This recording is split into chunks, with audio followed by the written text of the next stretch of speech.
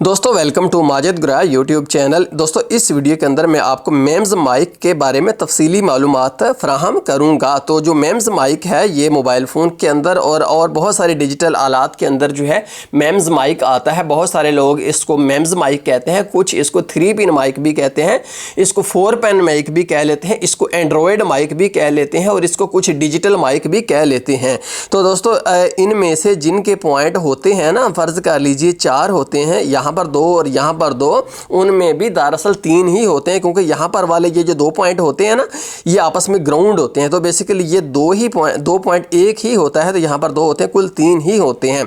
तो यहाँ पर अगर आप देखें तो ये ऊपर जो दायरा है ये ग्राउंड है और नीचे 2 पॉइंट हैं। तो इसको डिजिटल माइक हम नहीं कह सकते, कुछ लोग इसको डिजिटल माइक कहते हैं। तो क्योंकि ये डिजिटल नहीं होता, ये एनालॉग ही होता है, ये एनालॉग सिग्नल के अंदर ही काम करता है।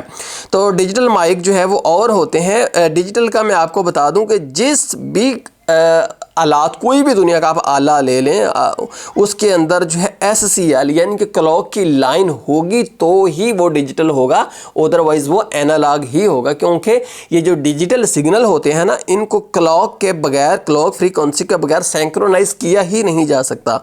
तो इसलिए ये माइक डिजिटल होते तो हैं, लेकिन ये वाला डिजिटल नहीं है। बहुत कम मॉडल्स के अंदर डिजिटल आते हैं। तकरीबन कह लें कि 90 से 95% मोबाइल फ़ोन्स के अंदर यही मेम्स माइक 3 पॉइंट या 4 पॉइंट वाला यूज़ होता है, जो कि एनालॉग ही होता है।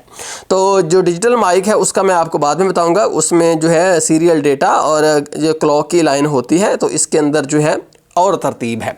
तो यहाँ पर इस माइक के अंदर मैं आपको पहले बता देता हूँ कि दरअसल इसकी जो 3 पिन्स हैं, इनका काम करने का क्या तरीक़ाकार होता है। ठीक है जी। जब आप दोस्तों माइक आपके बिल्कुल सामने हो, नीचे हो और पॉइंट आपके सामने हो ना, तो उसके बाद दोस्तों आपका जो राइट हैंड है उसकी तरफ ये जो पॉइंट होता है, यहाँ से इसको दी जाती है पावर। ठीक है, इसको जो है आप 1.5 से लेकर आप इसको 3 वोल्ट तक, ठीक है, या दोबारा सुनिए, 1.5 से लेकर आपको 3 वोल्ट तक आप इस पॉइंट से इसको जो है वोल्टेज देनी होगी। यहाँ से आपको इसको ग्राउंड से कनेक्ट करना होगा और यहाँ पर आपको जो है आउटपुट सिग्नल मिलेगा। तो यहाँ पर मैं आपको दिखाता हूँ एक और दोस्तों, जैसा कि अगर आप देखें तो ये मेरे पास एक कीपैड मोबाइल फ़ोन है। इसके अंदर ये जो है एनालॉग माइक यूज़ होते थे, एनालॉग कह लेंगे, 2 पिन माइक आप ज़्यादा बेहतर लफ्ज़ है इसके लिए। 2 पिन माइक यहाँ यूज़ होते थे और 2 पिन जो माइक होता है इसके अपने मसाइल हैं। एक तो यह है दोस्तों कि बहुत बारीक आवाज़ को कैच ही नहीं करता, बहुत बारीक आवाज़ हो तो वो जाती नहीं है। इसके अलावा जब ये यहाँ से ऑडियो सिग्नल इसके मेन IC तक जाता है तो काफ़ी वो वीक हो जाता है, इसलिए आवाज़ की क्वालिटी उतनी अच्छी नहीं और फिर ख़राब भी बहुत जल्दी हो जाता है। तो इन तमाम मसाइल को हल करने के लिए जो है मेम्स माइक जो है ईजाद किया गया है। तो मेम्स माइक जो है ये बहुत कम ख़राब होता है और लंबे अरसे तक चलता है। तो ये मेरे हाथ में मेम्स माइक है।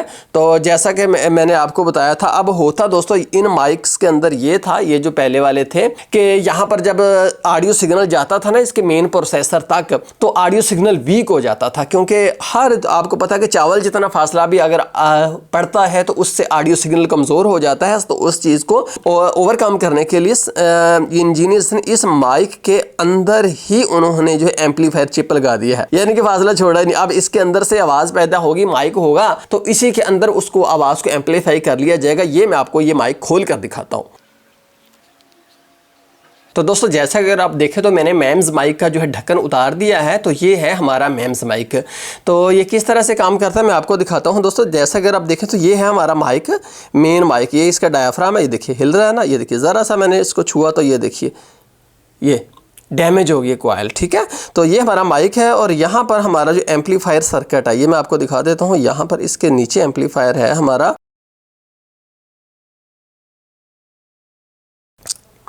तो ये देखिए दोस्तों, ये अगर आप देखें तो ये हमारी मेन एम्पलीफायर चिप है और ये हमारा माइक था जो कि हमने अभी जो है ज़ाये कर लिया है।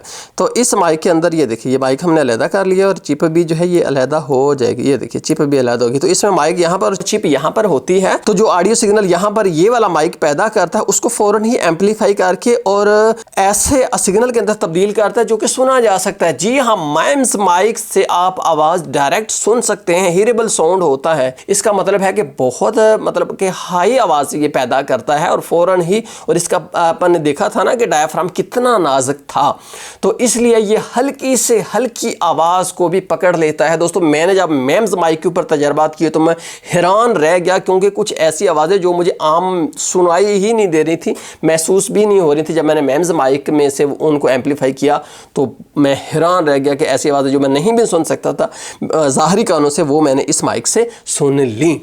दोस्तों मेम्स माइक किस तरह से काम करता है, इस चीज़ को समझने के लिए हम एक तजर्बा करते हैं। ये मेरे पास एक जो है एम्पलीफायर किट है, ये मैं आपके पास लगा देता हूँ। मैंने आपको बताना था कि यहाँ पर इसको 5 वोल्ट दें और यहाँ पर इसको जो है इनपुट जो भी सिग्नल दें, यहाँ से आउटपुट के अंदर उस सिग्नल को जो है एम्पलीफाई करके बाहर भेज देती है। ये एक छोटी सी एम्पलीफायर किट है। तो मैं ऐसे करता हूँ कि इसके साथ एक स्पीकर भी अटैच कर देता हूँ, इसके साथ पावर के लिए सेल भी लगा देता हूँ। हमारा एम्पलीफायर सर्किट रेडी है। अगर मैं इनपुट पर क्लिक करता हूँ तो आपको आवाज़ सुनाई दे रही होगी। दोस्तों मैं माइक की तीनों लाइनों यानी कि VCC, जिससे इसको वोल्टेज दी जाती है, ग्राउंड और आउटपुट सिग्नल, तीनों के साथ एक एक वायर लगा देता हूं और उसके बाद मैं इस माइक को अपने मेन एम्पलीफायर के साथ लगा देता हूं। मैं ग्राउंड को ग्राउंड के साथ है और आउटपुट सिग्नल को एम्पलीफायर के इनपुट के अंदर लगा देता हूँ और एक यहाँ पर मैं ग्राउंड से एक्स्ट्रा वायर उठा लेता हूँ। तो दोस्तों जैसे अगर आप देखें हमने अपना एम्पलीफायर सर्किट तैयार कर लिया है। यहाँ पर मैं क्लिक करता हूँ, देखें किसी तरह की आपको आवाज़ सुनाई नहीं दे रही। अब ये देखिए ये 2 तारें मेरे पास हैं। तो दोस्तों इनमें से ये जो नीचे वाली तार है ना, ये वाली, ये ग्राउंड है। ग्राउंड को मैं ऐसे करता हूँ कि नेगेटिव के साथ जो है कनेक्ट कर दे। तो ये मेरे पास एक छोटा सा सेल है, ये मैंने छोटा सेल 3 वोल्ट वाला लिया है। चूँकि हमारा माइक छोटा है तो मैंने पावर के लिए जो है डिवाइस है वो भी छोटी ही चूज़ की है। तो मैं इसके साथ इसको लगा देता हूँ और दूसरी तरफ पॉजिटिव से मैं पॉजिटिव मिला देता हूँ। तो दोस्तों जैसे अगर आप देखें तो हमारा माइक जो है चल पड़ा है, इस वक्त ज़बरदस्त आवाज़ इसमें से आ रही है। तो उसका सबूत ये है कि ये मेरे पास एक छोटा सा स्पीकर है, इसके अंदर बहुत कम आवाज़ आ रही है। ये हैंड फ्री का स्पीकर है, आपको शायद सुनाई भी ना दे रही हो, इतनी कम आवाज़ है। तो अब मैं इसको इस माइक के पास लेकर जाता हूँ,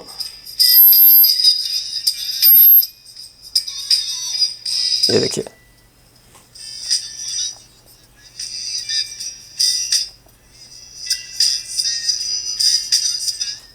तो इसमें आपने दोस्तों देखा कि इसकी VCC जो लाइन है ना, वहाँ से हम इसको पावर देते हैं तो ही ये माइक ऑपरेट करता है, अदरवाइज़ ये माइक बिल्कुल भी ऑपरेट नहीं करता। तो आइए ज़रा मोबाइल फ़ोन के अंदर ये देखते हैं कि किस तरह से काम करता है। दोस्तों जैसा अगर आप देखें तो ये मेरे पास एक सैमसंग का मोबाइल फ़ोन है, ये बिल्कुल वर्किंग हालत में है। और नीचे अगर आप देखें ना तो यहाँ पर इसका लगता है मेम्स माइक, ये यहाँ पर से मेम्स माइक जो है रिमूव किया हुआ है। तो इस प्लेटफॉर्म को थोड़ा सा ऊंचा करने के लिए कि यार ये हमें नज़र आए, क्योंकि स्ट्रिप के ऊपर है तो मजबूरी है कि मुझे ये चीज़ जो है इसके नीचे रखनी पड़ रही है। दोस्तों यहाँ पर अगर आप देखें ना तो ये वाला तो आपको पता है ना कि ग्राउंड होता है, ठीक है। उसके बाद ये दो पॉइंट हैं, तो ये जो है VCC वाला यानी कि इसके अंदर जो है 2.8 तक जो है या 3 वोल्ट तक वोल्टेज आती है और ये जो है ये आउटपुट सिग्नल वसूल करने के लिए है। मल्टीमीटर को दोस्तों यहाँ पर मैं आपके जो है वो सामने रख देता हूँ और उसके बाद मैं इन पॉइंट के ऊपर वोल्टेज चेक करता हूँ। नेगेटिव ये है, इसको मैं ग्राउंड कर देता हूँ और पॉजिटिव के ऊपर चेक करता हूँ। तो यहाँ पर अगर आप देखें तो किसी तरह की कोई भी वोल्टेज नहीं है ना, इसलिए नहीं है कि यहाँ पर जो है माइक्रोफोन इस वक्त यूज़ नहीं हो रहा। तो यहाँ पर मैं जो है एप्लीकेशन खोलता हूँ माइक्रोफोन वाली, ये देखिए एप्लीकेशन खुल गई और उसके बाद मैं यहाँ से रिकॉर्डिंग लगा देता हूँ। ये देखिए रिकॉर्डिंग होनी शुरू हो गई है। अब उसके बाद फिर हम चेक करते हैं, नेगेटिव को ग्राउंड कर दिया, पॉजिटिव पर चेक किया तो ये देखिए 2.78 अब वोल्टेज आ गई है ना। फिर देखिए दूसरे पॉइंट पर चेक कीजिए तो यहाँ पर कोई वोल्टेज नहीं है। यहाँ पर अगर आप चेक करें तो एक वोल्टेज यहाँ पर आ रही है। तो जब माइक ज़ेरे इस्तेमाल होता है तब ही वोल्टेज ये आती है।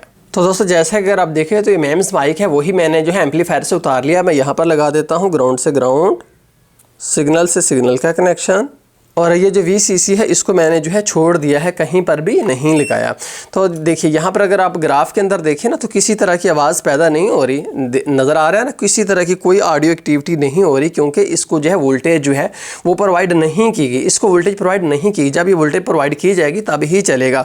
अब यहाँ पर दूसरी तरफ अगर आप देखें ना, फ़र्ज़ कर लीजिए आपको ये वोल्टेज की लाइन मिल ही नहीं रही मोबाइल फ़ोन के अंदर आपने देखा वो कहीं से वोल्टेज नहीं आ रही, तो एक तो आप बैक ट्रेसिंग कर लें, बड़ी अच्छी बात है। लेकिन अगर आप बैक ट्रेसिंग आपसे नहीं हो रही है, नहीं पता चल रहा है, स्कीमेटिक डायग्राम ही नहीं है, तो ऐसी सूरत में क्या होगा कि आप उसका जो पावर आईसी है ना वो ढूंढिए। उसका पावर आईसी की निशानी इस तरह की कॉइल्स, ये बड़े बड़े जो ढोल हैं उसके पास होते हैं। ढोल कहीं और हो ही नहीं सकते यार, और कहीं होते ही नहीं। आप कहेंगे फलां कहीं और ना हो, सर भाई होते ही नहीं है किसी और में, उनका फंक्शन ही नहीं है। अगर पागल होगा वैसे ही लगाने, शौक से तो लगा ले, वैसे पावर आईसी के अलावा कहीं पर भी नहीं हो सकता। तो ये देखिए, अब ऐसे हमने करना है कि हम मल्टीमीटर से इसके इर्द गिर्द जो है वोल्टेज देखते हैं, यहाँ पर मुख्तलिफ वोल्टेज। तो मैं मल्टीमीटर को रखता हूँ अपने पास यहाँ पर, और मैं यहाँ पर चेक करता हूँ पावर। आपने भी मेरा साथ देना, पावर आपने देखनी। यहाँ पर नेगेटिव, यहाँ पर मैं ऐसे करता हूँ कि नेगेटिव को मैं ग्राउंड कर देता हूँ। यहाँ पर देखता हूँ कितनी पावर है, 1.3 कम है। वाह, 2 वोल्ट यहाँ पर मिल गए, यहाँ पर 2 वोल्ट मिल गए। तो अब दूसरी तरफ से जो तार है उसको यहाँ पर मैं लगा देता हूँ, और यूं ही आप पलटिए, देखिए ऑडियो एक्टिविटी शुरू होगी कि नहीं होगी। यह देखो जो ही इसको जो है वीसीसी वोल्टेज मिली है ना, तो ऑडियो एक्टिविटी शुरू हो गई है।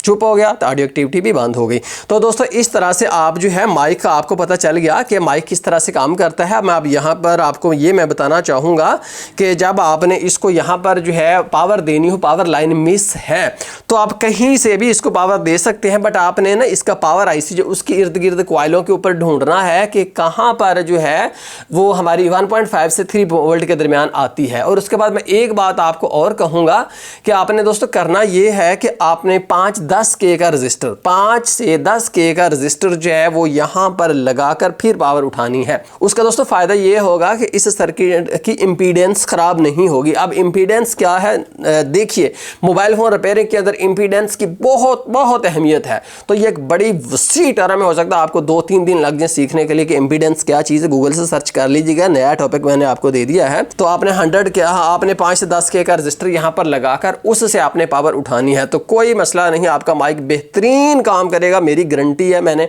बड़ा अरसा से इस पर प्रैक्टिकल कर रहा हूं। तो आप कहेंगे कि ऑलवेज ऑन पावर रहेगी, तो उससे होगा ये कि हमारा माइक जो है वो पावर कंजम्पशन करेगा। ऐसा बिल्कुल नहीं होता। ये जो है, ये जो सेल मैंने अभी यूज़ किया था ना, 1 महीना तो उसने निकाल लेना था, तो फिर माइक तो उससे भी थोड़ी कम पावर लेता, मतलब इतनी थोड़ी पावर कंजम्पशन है कि आपको कुछ नहीं फील होना था। तो दोस्तों आइए अब मैं आपको स्कीमेटिक डायग्राम में एक दफ़ा दिखाता हूँ।